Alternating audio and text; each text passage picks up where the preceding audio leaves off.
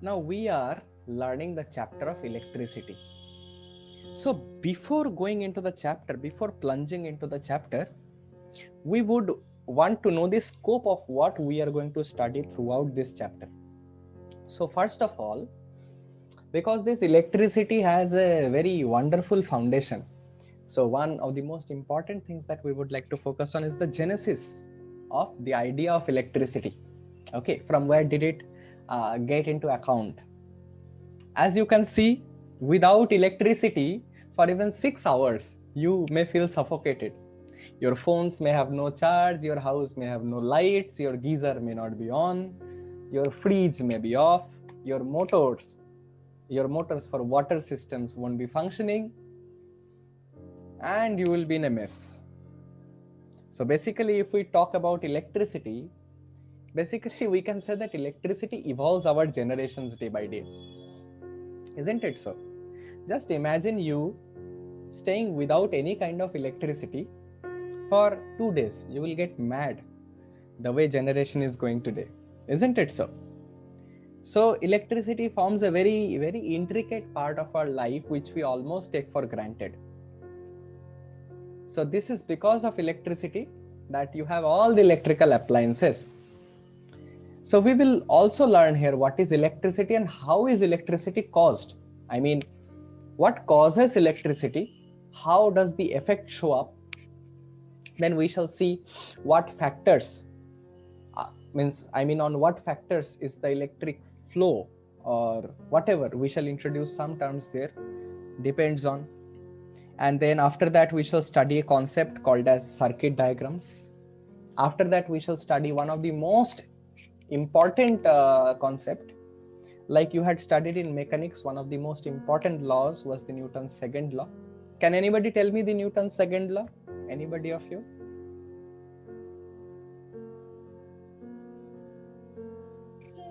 F proportional to ma. No, that is not exactly correct if you come into higher classes. Can you tell me the statement?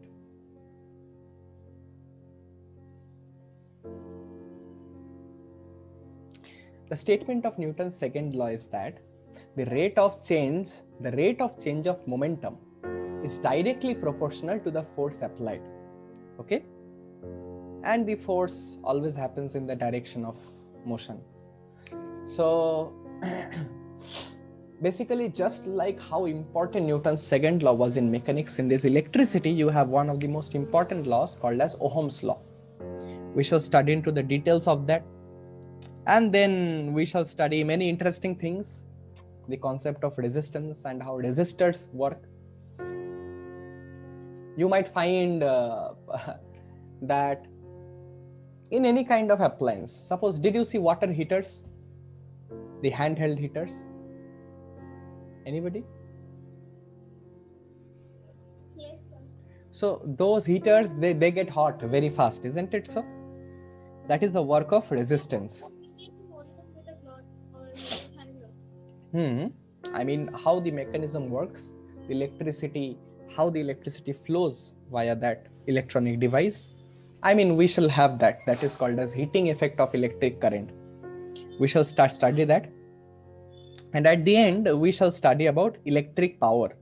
See, this concept of electric power is also very important and interesting also. How? See, what is electric power? You might have seen, or not might have seen, you must have seen the electricity meter boards. You see that in your house? Yes. There are meter boards, there are unit markings, this much unit, and the bill comes every month, electricity bill. In this chapter at the end, we shall also learn how to calculate the electricity bill of your house approximately. Now, how this is important? This is important because sometimes or many times the electricity department, I mean, it has been observed that they commit many kind of fraudulent activities.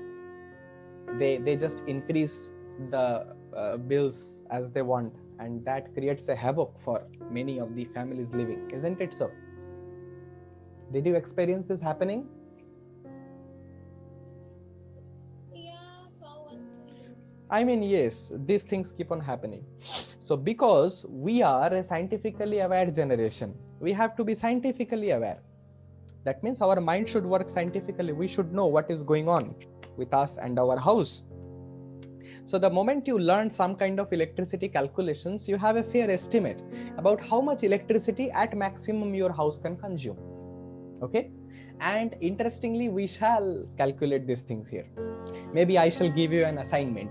I shall give you an assignment. For each one of you, you calculate the electricity bills every month. Are you getting my point? So this chapter is going to be, It's quite interesting. yes, this chapter is really going to be very interesting. I have resistors in my home. I shall be showing you these things. So let's start with the genesis of the concept of electricity. See, if we talk about it now, this electricity in its raw form had its origin long ago, quite long ago. We knew from experience that if this is a plastic surface and we rub it in our hair, we can pull pieces of paper. Did you do this? I think you did this many times. Yes? If you had a muffler, you did the muffler at your hair like this, and then the pieces of paper just got up like this. You called it static electricity. You remember? Okay. So do you remember? Sorry? Were you telling something? Only yes. Okay. So basically, this electricity, what causes electricity? If we be very blatant, charges. Isn't it? We categorize charges into two different types. One is positive charge and the other is negative charge. Yes, is this clear? Two positive charges repel each other. Two negative charges also repel each other, but unlike charges, attracts each other. Is this clear? These are very basic things, I think, that you know, and this needs no introduction. We knew, we intuitively knew that there are different types of, particles. Two different types of particles. We knew that. That's why we gave the name positive and negative. But exactly what these particles are, this took a long time for scientists to come up with. It is as recent as that of maybe 200 to 250 years that somebody discovered that there is something called as the electron. Okay, can you tell me who is the father of this electron discovery? Who discovered this electron? J.J. Thomson. Very good. So J.J. Thomson first theorized in his atomic model the presence of particles known as electrons, and they have been experimentally confirmed afterwards. So if we get into more fundamentals, see, once we start discussing physics now, there is no end to the discussion. It can just go on and go on and go on. So if we say that what is it that causes charge? Okay, it's all right. We know that there is something called as charge. But what is it that causes charge? Anybody? Do you have an idea?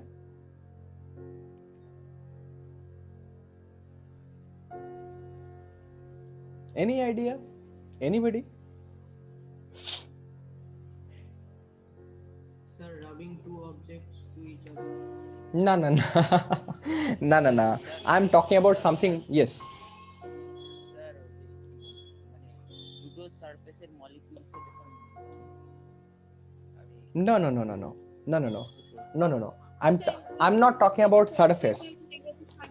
No, please understand my question. I'm talking about something much more fundamental. Take an electron. Transfer of Okay. electrons. No. I'm talking something even more fundamental. Take an electron. What causes the charge of that electron? What is the reason behind that property called as charge of that electron?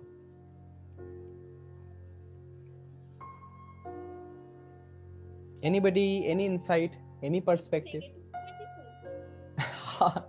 See, somebody in a different planet could have named the proton as negatively charged and the electron as positively charged. Positive, negative, these are just conventions of naming, okay? These are just nomenclature. This has nothing to do with the property. So, what causes charge at the very fundamental level? I mean, how come an electron have such a property called as charge?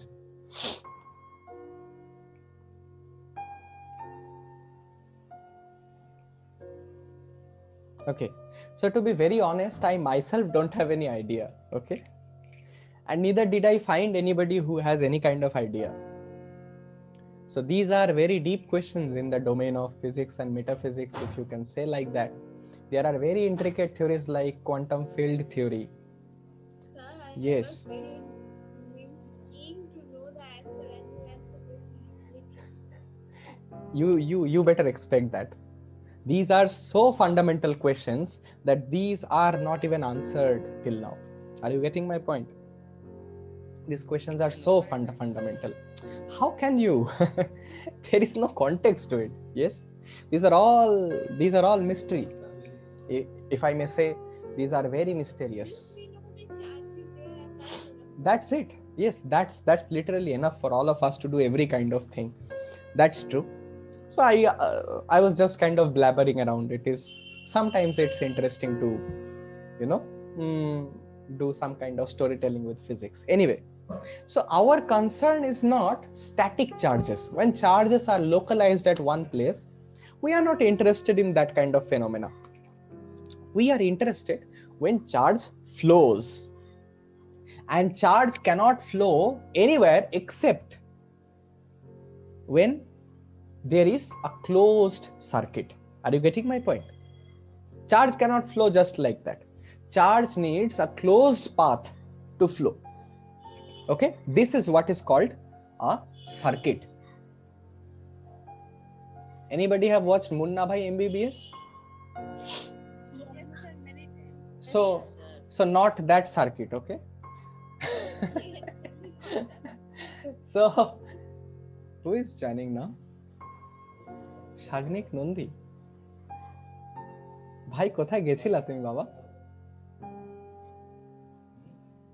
Sir Durga ঠাকুর দেখতে। বাবা শাগনিক কি ঘুমাচ্ছে নাকি?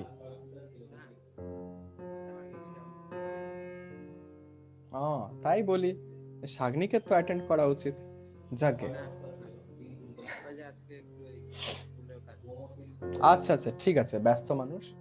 আমরা discuss করছিলাম circuit. Okay, so basically if we talk about circuit, it is just an arrangement, it's just a closed path. It's just a closed path where electron flows.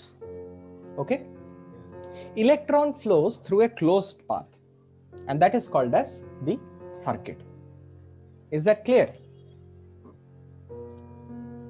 Now the flow of these charges is extensively the domain of our study in this chapter. We shall study in detail about the flow of charges. This is what we are concerned about. Once again, I'm telling you, we are not concerned about when a charge is localized at one place or when a charge is kept static. We are not interested in that. We are interested in the phenomena where charge is flowing. Is that clear to all of you? Yes. Okay. So now, if charge has to flow, somebody has to drive it, isn't it so? If charge has to flow, somebody has to drive it. We shall talk about the driving factor just after this. But before that, let us describe one event that is called as, or rather one entity that is called as current. What is this popping up?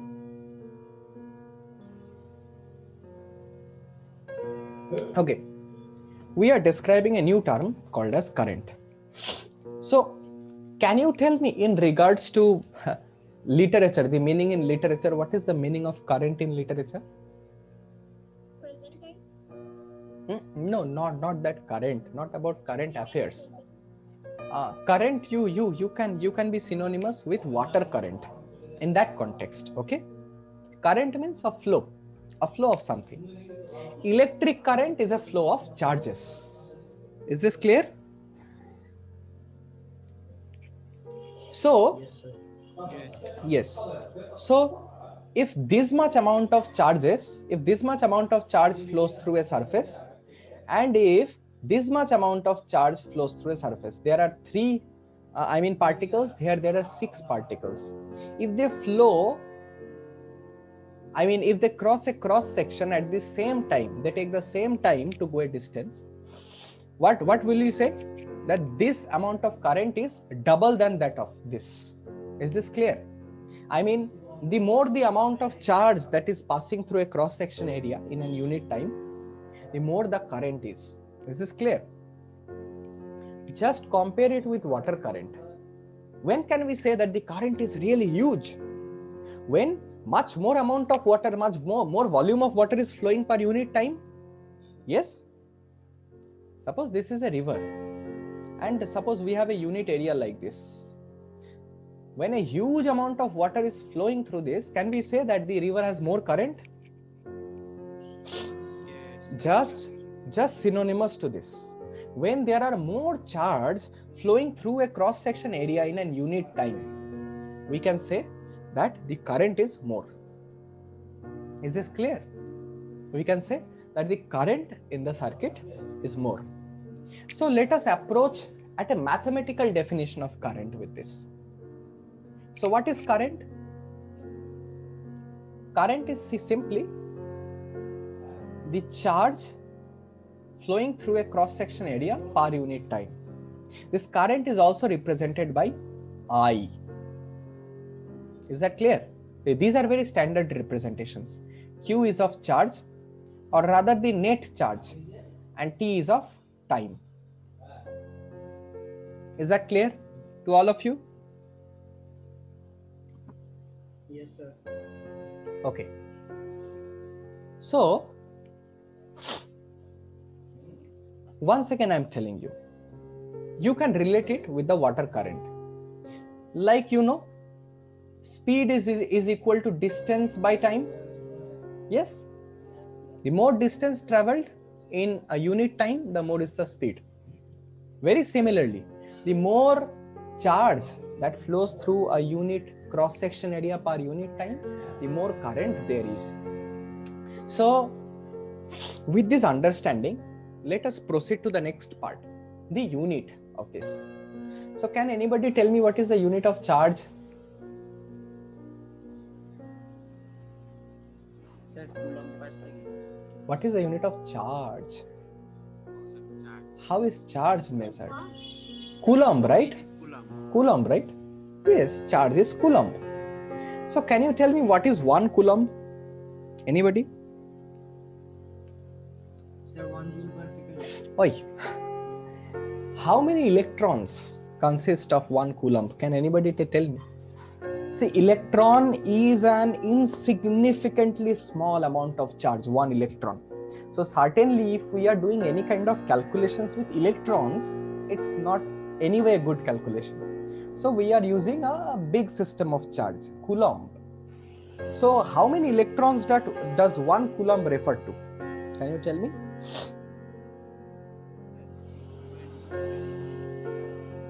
But let us approach that in a different way. How? See, what is the charge of 1 electron? Look at it. So we can easily find how much is 1 electron. Let me get the... this is really disturbing me right now. This was not there.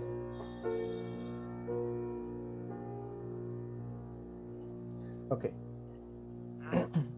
Let us check.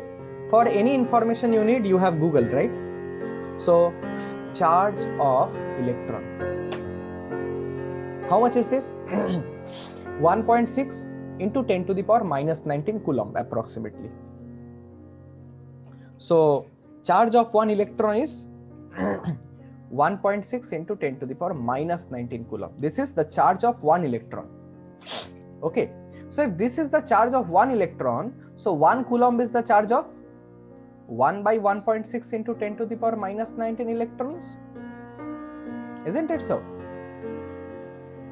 This is pure unitary method. Yes. Yes. Yes.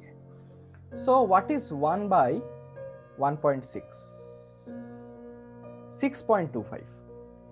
So 6.25 into 10 to the power. How much is this? Minus 21. Minus 21? How can minus 21 be a number? How much was this? 18. 18, right? Yes, 18. So these many electron constitutes of 1 coulomb. Can you imagine what 10 to the power 18 is? My God, 10 to the power 18 is a lot. This is 0, 0, 0, 0, 0, 0, 0, 0, 0, 0, 0, 0, 0, 0, 0, 0. These many amount of electrons, if you take together, this would form 1 coulomb. Let us try to mark it. My God, international system is a mess.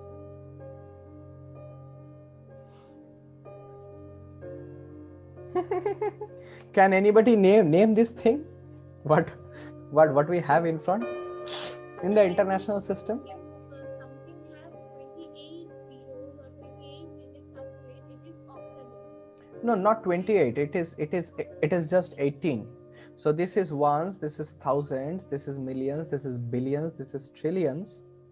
This is again this is okay. So 6,250 trillion. 6,250 trillion electrons comprise of 1 coulomb. Okay, but better. Okay, are you getting a slight idea, everybody? So if these many electrons pass through a cross section area in 1 second, we will call that the current will be how much? 1 coulomb by 1 second, that is 1 coulomb per second. Now this coulomb per second, this is called as amperes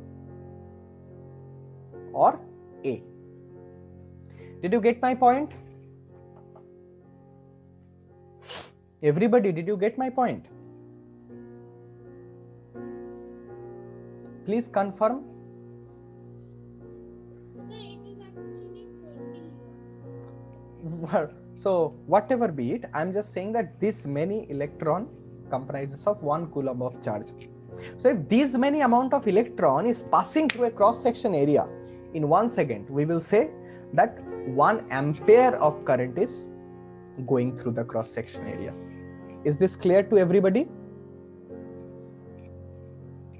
Is this clear? Yes, yes. Yes, sir. What if I say how so what I'm trying to do right now, I'm trying to develop your intuition about current so that you will have a slight amount of intuition about what exactly current is. So 1 ampere is a huge amount of current. You must understand this. Suppose I say 3 ampere. Can anybody tell me what this means?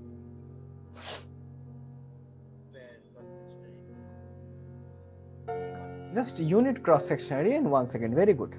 3 ampere means 3 coulomb per second. That means from a unit cross section area, 3 coulomb of charge is passing in 1 second. Is this clear? Is this clear to you, everybody? 3 coulomb means 3 times this quantity, these many electrons is flowing through a cross section area in 1 second. Okay, fine. Okay, so now let us describe one thing. We were talking about the flow of electrons as current. So we need a source. I shall describe everything of what this is happening. You don't worry, you just be with the class. So if I say that the direction of current is this, if I refer to the positive direction of the flow of current,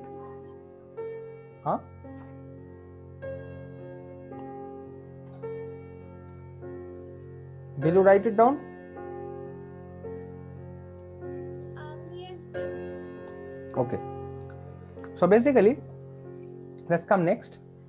So one thing you must remember from this point, whatever I'm going to tell, we will always mark the direction of current like this.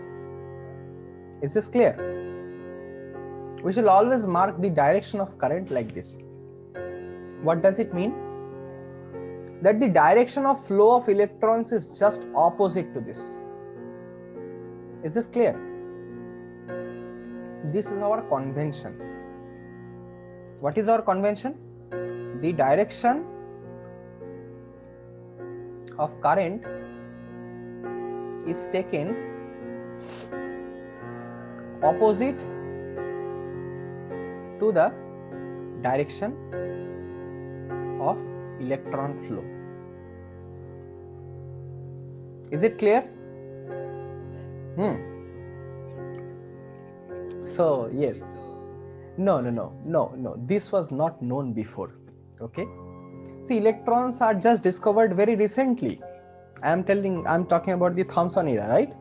They had many experimental apparatus to show that, but before that they were using electricity. So there was this notion that the positive charges contribute to the electricity.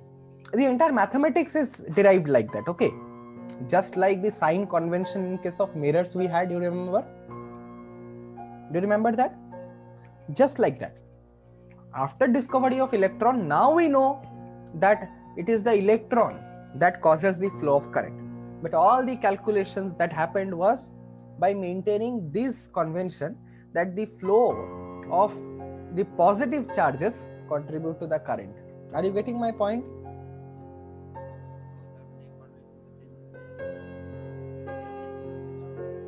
Just the sign, no calculation, just the sign. But that's a tedious process. Who the hell cares? We only care about the output, the calculation. Anyway, we won't be thinking about the electron. Okay. You just think it like this: whatever be the direction of the current flow, electron is flowing opposite to that direction. Is this clear? Okay, fine. Convention, only convention. These are all conventions. Whatever you assume. Okay. Okay. Now everybody solve a question. So a current of 0.5 amperes is drawn by a filament of an electric bulb for 10 minutes. Find the amount of charge that flows through the circuit. Calculate it quickly. Sir, 300 coulomb. Okay. So 300 coulomb. Anybody else? Sir, 300 coulomb. Okay. Anybody? Sir, 300 coulomb. Okay. Sir, 300 coulomb. Okay. So this is very easy. So current is simply the amount of charge per unit time. If it flows through, it takes a certain amount of time, the charge that flows is I into T. Now I is 0.5 ampere, that means per second, this is 0.5 coulomb, and time is 10 minutes. 10 minutes is basically 600 seconds. So this much coulomb is basically 300 coulomb of charge. Is this clear to you, everybody? Clear, na? Clear? Please do interact in the class. Yes, sir. It makes things interesting. Yes. So now, Sir, can you restart the presentation because it's got hang, your screen got hang. Is that so? For me, Okay. So now, let me throw you a very interesting question. Now, suppose we have a solid. Okay. Now, current, the wire through which the current flows is actually solid. Do you believe that it is liquid or gaseous? Anybody? sir, once show the previous question. What is it? Nothing, sir. Actually, I was willing to note down the question. So, now I am giving you a question. This is actually a very interesting question to ponder over. Now, I don't know whether this has come into your mind, but it should. So basically, there is a wire. It is a solid, right? Yes? It is a solid. So all the atoms here are very tightly packed. Isn't it so? So if electrons have to flow, there will be a lot of effort for electrons to flow through this. Then how the hell are they conducting electricity so efficiently? The moment you turn on a switch, an electric appliance just starts off as if almost instantaneously. Can anybody explain this to me? Just as an idea. Maybe the electricity was present inside the wire. Some What do you mean by that?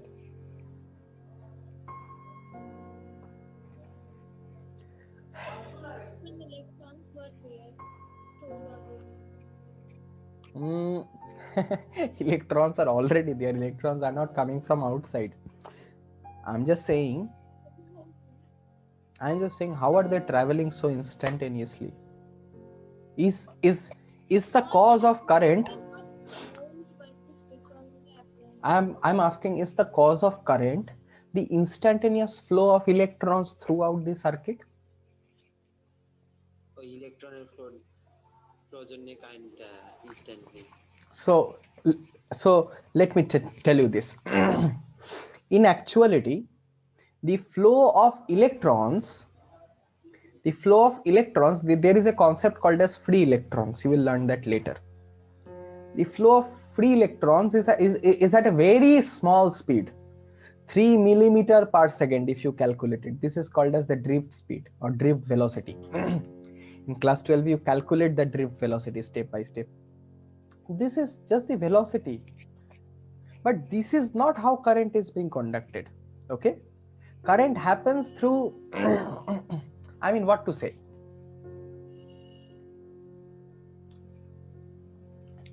If you want to talk about the exact nature of current flow, na, it is not like charges that are flowing in a free space. No, not exactly like that. It's very different from that. Okay, and it's quite outside the scope of our discussion. This is just to incite you into the understanding that it's not the electrons that are flowing very fast throughout the circuit because of which the current flows. Okay, current is like an effect produced by the charges, you can say. But how current flows through a circuit, this is once again very fundamental and complicated, and we have got nothing to do with this right now. Is that clear? I just gave you an idea of what current is not. Okay, so what did we do till now? We discussed about the current flow. We did one problem. We also discussed that there is a source for this current, but we still now did not discuss what is that damn source. So the source because of which current can flow is called as potential difference. Okay. Now these are very new terms, I think. The term potential you have heard, I guess. Did you hear this term potential before? Did you hear this term potential before? Yes, sir. Where? The potential energy. Exactly. So what do you mean by potential energy?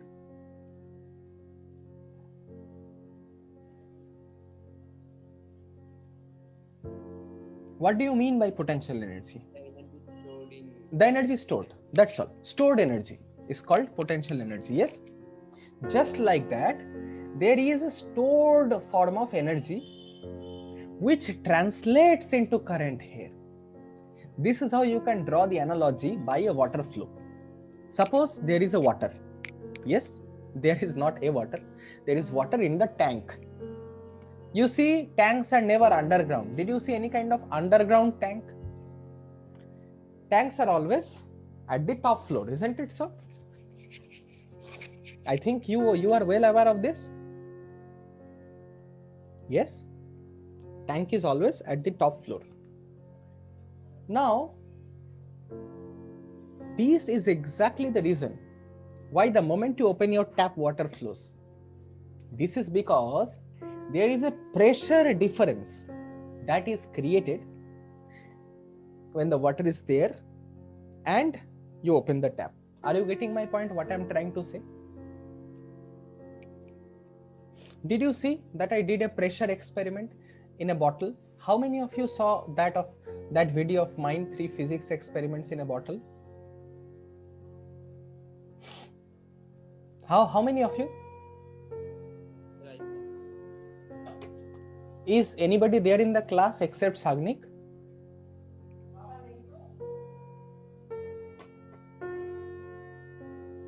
Yes, sir. So let me show you that video once again, okay? Because that will give you just an insight. See, I want you to have deep feeling about this chapter, electricity. Without feeling, things won't work. So first of all, you need to have some form of feeling that would help you walk this path. Okay, so I did 3 physics experiments in a bottle here. So you see, there is this first experiment. Observe it carefully.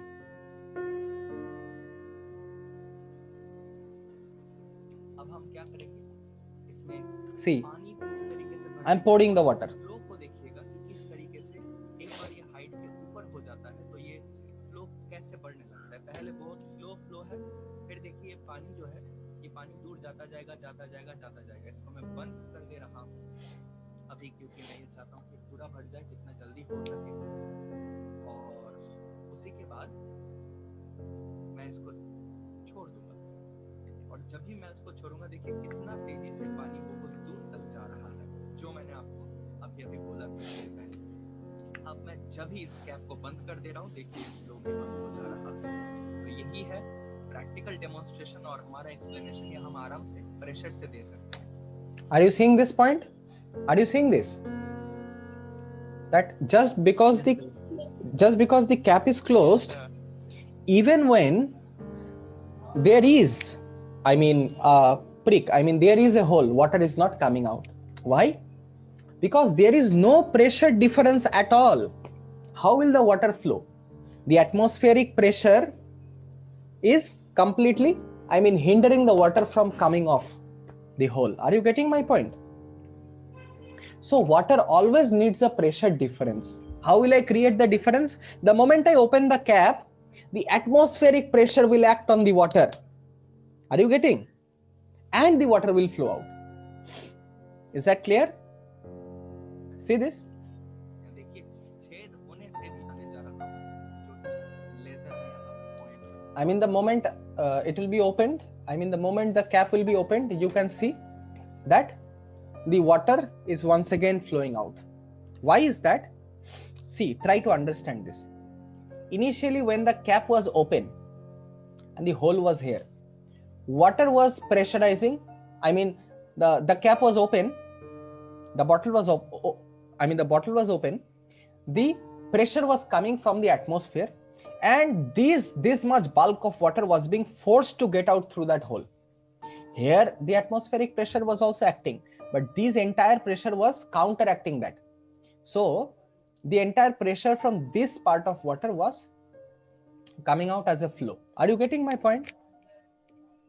Now the moment I close the cap, there is no atmospheric pressure from the upside, and the hole is here, you know, and this amount of water, this cannot really pressurize it against the atmospheric pressure. So atmospheric pressure is holding the water from falling. Are you getting my point? Everybody? Yes, sir. Yes, sir. Okay, fine. The same thing, see, so what causes the water to flow? The difference in pressure, isn't it so? Similarly, there is an electric pressure. Try to understand by this kind of analogy. There is something called as electric pressure, and that pressure, when a difference is created, it makes the charges to flow. Is that clear? That electric pressure is called as potential difference. Is this clear? Yes, sir. This is just like a water tank and water flow. The moment you open the cap, this is just analogous to this. Like you have seen that water flows from high pressure to low pressure zone. Did you see this? Water never goes up. Water flows from high pressure to low pressure zone. Similarly, here the charges flow from the positive to the negative terminal. Okay, I shall come into the details of this discussion. But before that, in the context of electricity, let's define the two terms. One is potential. The moment you know potential, you also know what potential difference will be. So basically, we have 2 points. I have to take an electron from this point to this point. The amount of work done per unit charge is called the potential difference from A to B. Is this clear? Suppose there are 2 points. I need to do a work. The amount of work done, this is just like how potential energy is defined. You remember this? The amount of work done in taking an object from this point to this height h is mgh, the stored potential energy. The work I do gets stored as potential energy. Do you remember? Yes, sir. In the same way, the work done to bring a charge from point A to point B, to bring a unit charge from point A to point B, is called potential difference. So what is potential difference? Work done to bring a charge from A to B. I mean, work done to bring a charge from A to B per unit charge, I mean. Or don't write this much. Just write work done per unit charge. This is really irritating. Is this clear? So potential difference, it is represented as V. Work done is W, charge is Q. So can you tell me the unit of potential difference? This is the formula for potential difference. Can you tell me the unit of potential difference? What is the unit of work done? Disha? Sir. Disha? What is the unit of work done? Unit of work done. What is the unit? It's joules. Okay? Work done is basically a unit of energy. Yeah, and unit of energy is just joules. And what is the unit of charge? Coulomb. So this is joule per coulomb. And this unit of V, potential difference, is called as, the unit is volt. So 1 volt is equal to 1 joule per coulomb. In other words, 1 volt is equal to 1 joule per coulomb. Is this clear to all of you? Clear. Okay, clear everybody? Yes, sir. Okay. Now solve a problem. The work done per charge के बोल रहे हैं. Now work done per unit charge. Per unit charge. Okay, this is the amount of work I need to do. That is stored as the potential energy. Yes. Sir, what is that one? JC plus. JCB you thought? This is No. 1 joule per coulomb. Coulomb to the power minus 1. Oh, that's -1. Yes. Clear? Yes, sir. So if I ask you, how much work is done in moving a charge of 2 coulomb across, I don't know what this is. Anyway. Okay, across 2 points having a potential difference of So what is that after done in? 12 volts. Done in moving a charge of 2 coulomb across 2 points having a potential difference of 12 volt. How much work do you have to do? Find it out.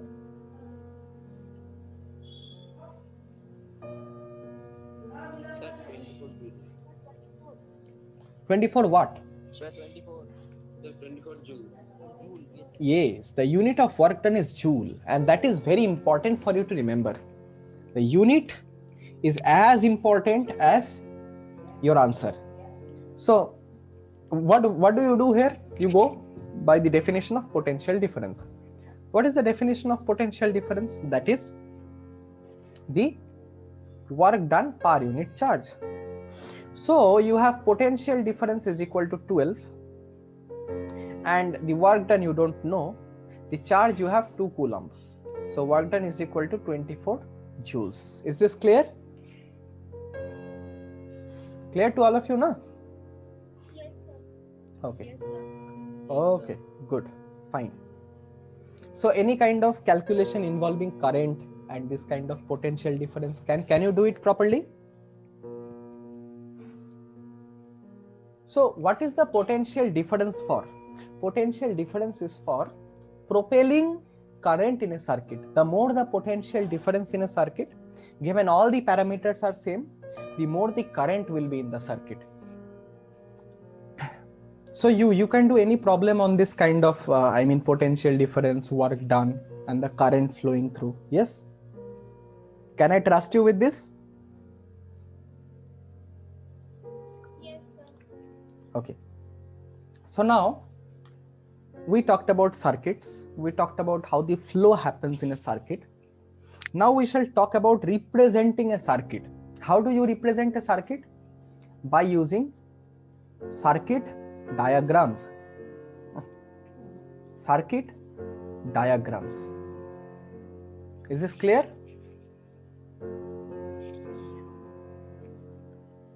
So what are circuit diagrams?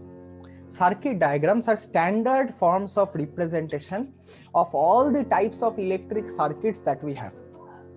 If I be very blunt, you can draw a circuit diagram of the lighting system of your entire house. Are you getting my point? Okay. So before coming to circuit diagrams, we need to know certain things that we will be continually using in a circuit diagram.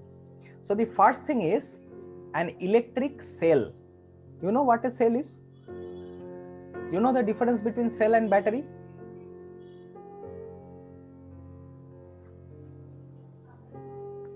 A cell is one unit of this, one unit of such device which applies a potential difference across a circuit. What is a battery? A battery is a combination of cells. Is this clear to all of you? Yes. So an electric cell, how is it represented? It is represented like this. See, there is a big line segment, there is a short line segment. What is the big line segment stands for? The positive terminal and negative terminal. See everything that you see, every kind of battery that you see, there is a plus and minus terminal. Did you observe it? Yes? Did you observe this? 9-volt battery. Did you see a 9-volt battery? So the big ones. Not the big ones. The kind of medium ones. 9-volt batteries. কোনো খোলা 9-volt battery নাই?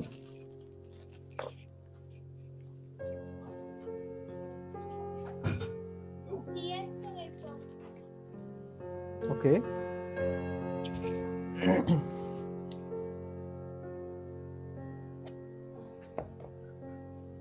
Okay. So here I have a 9-volt battery. Let me open this up. For years this has not been opened. This I bought almost 2 years ago. Almost. Because I was kind of an electronic fanatic. You see, this is a 9-volt battery. Okay. This is a 9-volt battery. And you see one thing in this battery. This is marked positive terminal. Can you see this? This is marked as positive and this is marked as negative.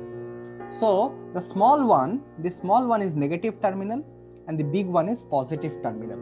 Are you getting this?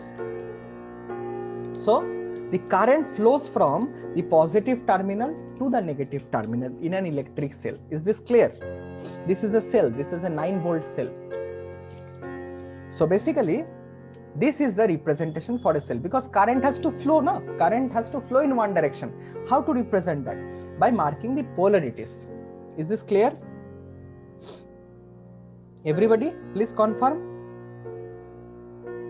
Yes, sir. Okay. Yes, sir. Then we have a battery. So what is a battery? A battery is a combination of cells. If it is a combination of cells, see, this is how batteries can be represented. Sometimes it is also represented like this. Many cells form a battery. So once again, this is the positive polarity, this is the negative polarity. What does a combination of cells do? They increase the potential difference. Yes? Okay. You have to just keep these things in mind because these symbols are very standard symbols and they will be used continually. The next thing, what is the next immediate thing? The next immediate thing is to turn on or turn off a circuit. How do you do that?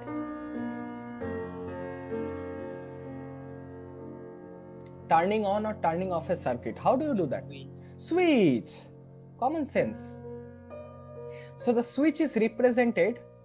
This is an open switch. This is one of the representation of open switch. Or a switch can also be represented like this, an open switch. Closed switch, this is one of the representations. And this is one of the representations. Is this clear? Is this clear? Both are valid. This is also a representation of open switch. This is also a representation of open switch. This is also a representation of closed switch. When you close the switch, closing switch means the circuit, the current flows through the circuit. The circuit is complete. Okay. This is also a representation of closed switch. Is that clear, Ray? Clear, na? Yes, sir. Now you have a wire joint. Now most of the times a circuit is not just one wire. There are multiple connections. As you may see in your house only, there are so many joints in your wires. So any kind of joint is represented like this. Okay. And this is not mentioned in the book. Oh no, it is there. So this is a joint. This is when this part of the wire is connected to this part of the wire. This is the symbol. There is yet one more symbol, that is a wire without joining. That means sometimes it may happen that one wire passes over the other. It is possible without getting connected to each other. It is very much possible, right? Once again in your house, you can see this. These are represented like this. Suppose this wire is passing over this. So this is how it is represented. Is not this very obvious? Yes? Yes, sir. Okay. The next thing is an electric bulb. This is going to be very common equipment. electric bulb. In any circuit, you have an element of light that is called as bulb. So how is a bulb represented? A bulb is represented like this. Mark it, this looks like the filament of the bulb, isn't it so? Yes, sir. Okay. Okay, fine. So now, the next point that is very important is a resistor. So what is a resistor? An element which resists the flow of current, you can say, is called a resistor. Okay, I shall show you. Actually, half of this chapter is just about resistors.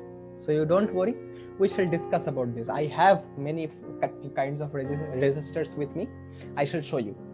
Just as the name suggests, what does a resistor do? The resistor opposes the flow of current. Okay, see, the more the potential difference in a circuit, the more the current, and the more the resistance, the more number of resistors you fit in the circuit, I mean the more resistance a circuit has, the less amount of current will flow through the circuit. Is this clear? Is this clear, Ray? Yes, sir. Okay. We shall talk in great detail about resistors. So right now you don't worry. And after that you have rheostat. I don't know whether you have been into physics lab or not. So a rheostat is represented like this, or it is also represented like this. I don't know. Have you been into physics lab? No, sir. Not yet. You are in class 10. Come on. What is the physics lab for? I don't understand. Anyway, this is very bad. You must demand. Physics is all by experiments. See, when you ever go into physics lab, this is one thing that you will see. This is a slider you can see. This slider can be pulled on and off, on and off. This provides the circuit with a variable resistance. Okay, like suppose did you see that you have a regulator and you can turn the brightness of a light, turn on, you can switch on the brightness of a light, you can switch off the brightness of a light. Yes, you know this thing. You can say this is done by this kind of rheostat like operation. The resistance is made more so that the current will flow less, so that the bulb will not be glowing so brightly. But when the current is more, the resistance is less in the same circuit, then the bulb glows brightly. If it has to be done in the same circuit, we need a source of variable resistance, and that is done by the rheostat. Are you getting my point? You can say the regulators of a fan, this is also almost designed like that. Okay? It is all about controlling the current flow in a circuit. Is this clear to all of you, right? Yes, sir. Okay. And there are two last things that are devices. Now, how do you know the current in a circuit is 1.5 amperes? By a device called as ammeter. How do you represent an ammeter? Just like this. Okay. You can give the terminals to this to show that the direction of current is from plus to minus. There is yet another kind of device. How do you measure the voltage between the two ends? By a voltmeter. I don't know whether I have brought the meter or not. If not, I have to place an order for that meter. So you can easily see, like you can just put two ends of a device in this and you can see that the reading is coming out to be 9 volts. That is how a voltmeter works. Okay, is this clear? Voltmeter, see, ammeter is very much related to ampere. Ampere is the unit of current. So ammeter is a device used to measure the current through a circuit. And what is voltmeter? Voltmeter is a device used to measure the voltage across 2 points in a circuit. Is this clear to all of you? Yes. So before drawing a circuit diagram, these are the elements of a circuit that you must keep in your mind. Yes. Sir, what is a galvanometer? Yes. So apart from voltmeter, see what happens is there are very sensitive instruments. There are very sensitive instruments where you need to measure. See, let us understand like this. A voltmeter. If I have a voltmeter, a voltmeter cannot give me the exact reading of suppose there is a very fine reading. Suppose I have a voltage of 2 millivolt. Is that clear? So we cannot use the voltmeter to see a very small resolution of voltage. Okay?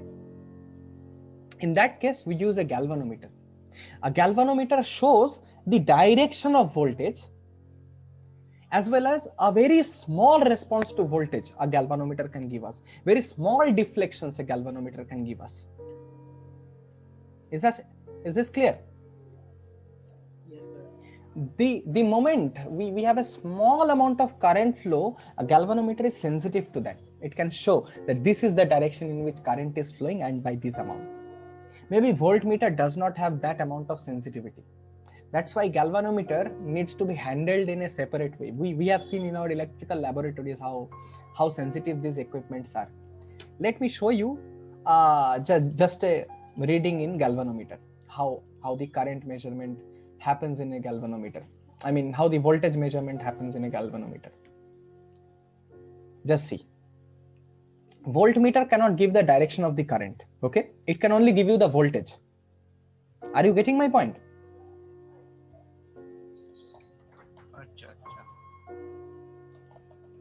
Voltmeter cannot give me the direction of current, and voltmeter cannot give me very subtle amount of voltages. Am I clear?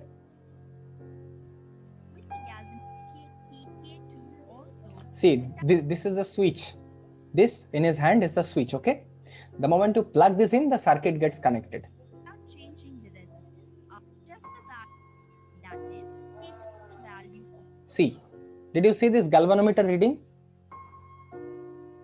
Are you seeing this? Yes. See, this is 0, 10, 20, 30 and 0, 10, 20, 30 on both sides. So if the galvanometer swings to the right, that means the current is flowing from left to right. Is this clear? If the galvanometer swings to the left, that means the current is moving from right to left. And it is a very sensitive instrument. Without shunt. Is that clear? That is theta by 2. The resistance theta in the galvanometer divided by. Okay, fine. Sir. Hmm.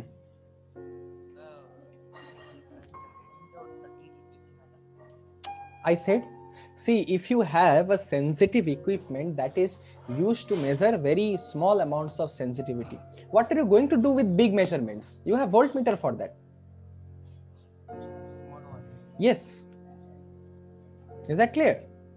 Yes, sir. The voltage sensitivity, yes. Sir, voltmeter के current reaction मापा जाता है. No, how can you? Do you want to see a voltmeter? In digital voltmeter maybe you can, but in the analog ones you cannot.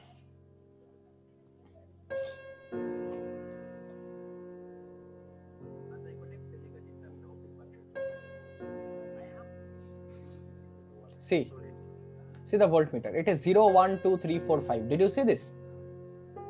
This can only give you the magnitude of the voltage, not the direction. Is this clear? Okay. Okay. And there is one more difference. You can say that this galvanometer won't work for alternating current. It only can measure direct current. Okay.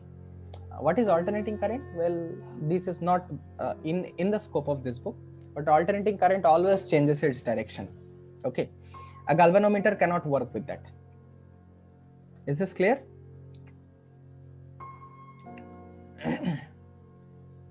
Is this clear to all of you? There are some more difference, Yes. and I don't think galvanometer is introduced to you in class 10, but still, you have asked it, I shall answer it. The moment we discuss the concept of resistors more, Then we can come to the concept of what how is voltmeter fundamentally different from galvanometer. The resistance that is in the galvanometer is very high, but that is not so. Sorry, in voltmeter is very high, but the resistance in galvanometer is not so. We shall learn why is it so. At least we shall try. If you are very well equipped with this, what is being taught in class 10, then maybe we shall discuss something extra, okay? Because there is an entire chapter in class 12 called as current electricity, okay, that discusses the intricate details about it. Are you satisfied, or do I need to tell something more? Satisfied. Okay. Now, the moment we did our studies on circuit diagrams, now let us introduce the mechanisms of the circuit. So, this is very important. Now, how do you know that how much of current will flow through a circuit with a given potential difference? Or rather, don't draw it like this, you just give a battery here.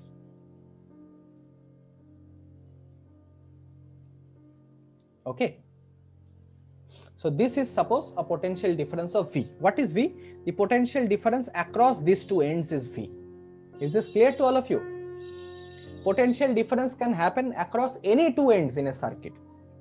But if I mention 9 volts, like here in this cell, if I mention 9 volt, it is across the two terminals, positive and negative. Is this clear to all of you? Sir, means 9 volts positive, 9 volts negative. No. The difference between the potentials of these two terminals is 9 volts. Different. Yes. Okay. So, let us assume the current through this circuit to be I and the resistance to be R. Okay. Now, there is a beautiful relation between this.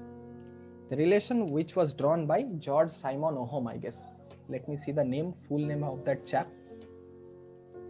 Ohm. Or what is the name of him? George Ohm. Wow. George, let me see if I remember him properly. Is it George Simon Ohm? Oh, yes. Oh, that is his full name. Thank you. I remember it. So my memory is not that bad, right? So this chap you are seeing here, this man described one of the most intriguing relationships that we are going to study in this chapter largely. That is called as the Ohm's law. What is this Ohm's law all about? It is simply about the relationship between the potential difference, the current, and the resistance that we have in a circuit. Is this clear? What is the job of resistance? To oppose the current. That's all.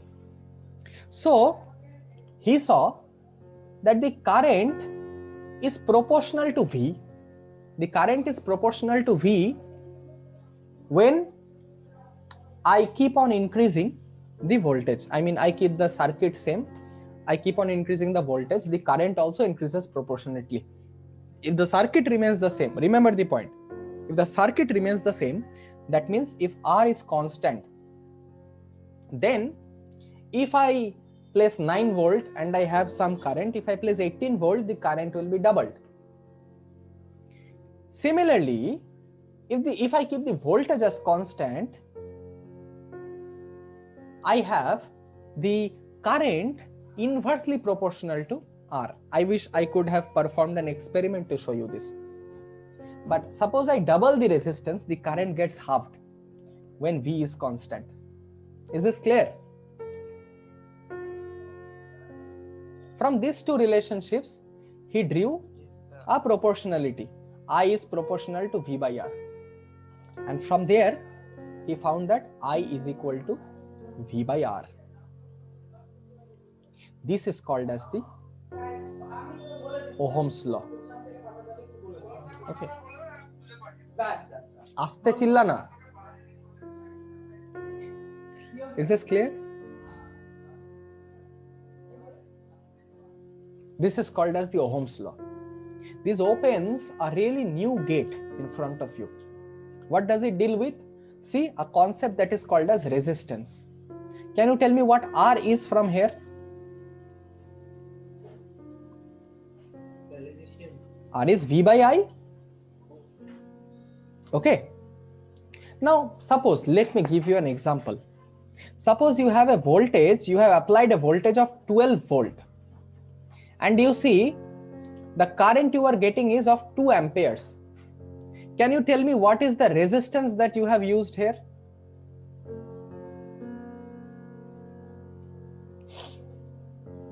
Anybody? That's 6 ohm.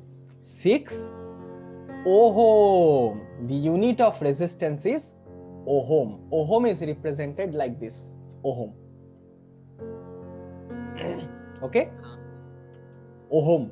Ohm. Okay. This is a unit of resistance. If you see it like this, it will be volt per ampere. That is actually the resistance, but that is given the name of ohm, just like Newton, joules, hertz, just like that. This is given with the due respect to the work of George Simon Ohm. Is this clear? Is this clear, Ray, to all of you? Now, what is a resistor? A resistor is simply a device that resists the current. And here we have a beautiful relationship between the current, the potential difference applied across the circuit, and the resistance that we have of the circuit. Is that clear? So if we give a particular amount of resistance and a particular amount of voltage, I can calculate the amount of current simply by Ohm's law. If I have the current and if I have the voltage, I can simply calculate the resistance using Ohm's law. And if I see that there is a current ongoing through a resistance, then I can say the potential difference is this much. Is this clear? Okay. So, okay. So this is Ohm's law.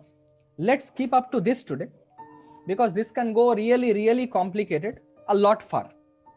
So I shall deal with it in the next class. I shall discuss many aspects of this. See, actually what happens is you have to build your concept from scratch. Okay. And it is not that there is some magic recipe which can do that. You have to continually see, revise, practice, watch out the examples. I presume if you have not studied it earlier, this is a completely new chapter to you. This is a completely new concept to you.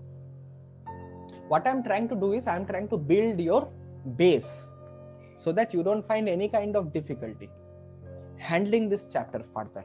Is this clear to you? Always see current as the flow of water that happens through a water tank, that happens from a water tank. Always see current like that. Because this is a high pressure zone and this is a low pressure zone, current is flowing from high pressure and back to low pressure. Is that clear? This is how the mechanism of current is happening. The more the resistance, the lesser the flow. This is also common sense, right? Suppose you have a pipe. You have a pipe and you give many kind of, and you just stick many kind of things into the pipe. Don't you think that there will be more resistance in the pipe? Water will flow less. Isn't it so? Isn't it so? Yes. Suppose you give any kind of lubrication, a liquid will flow very easily. But if you have any kind of roughness or any kind of trouble, you provide that resistance, then water flow will be reduced. This is what the resistor does in a circuit. It reduces the current flow according to Ohm's law. Is this clear? Any question?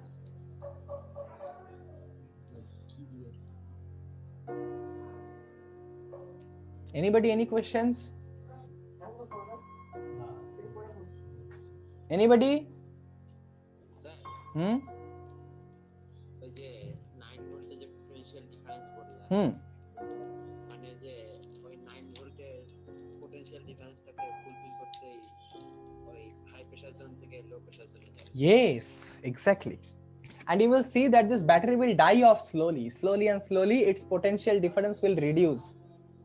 You will see, suppose you zero হয়ে যাবে, then you will say that this has expired, this battery or this cell will be of no use. If this is rechargeable, again you can load that potential difference, otherwise it won't happen. Okay, it is just like the water tank system. The moment the level goes down, there will be no flow. You remember this famous experiment? There were two tanks. There were two water tanks. Remember this? There was water. There was this stopper. The moment you opened this stopper, all the water flowed here until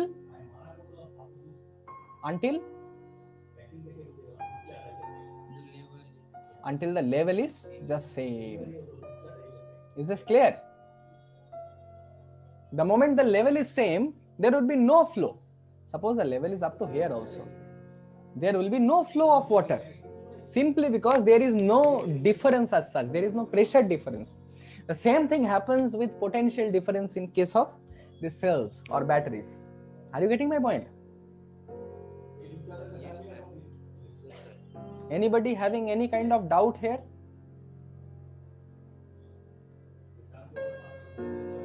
You can ask.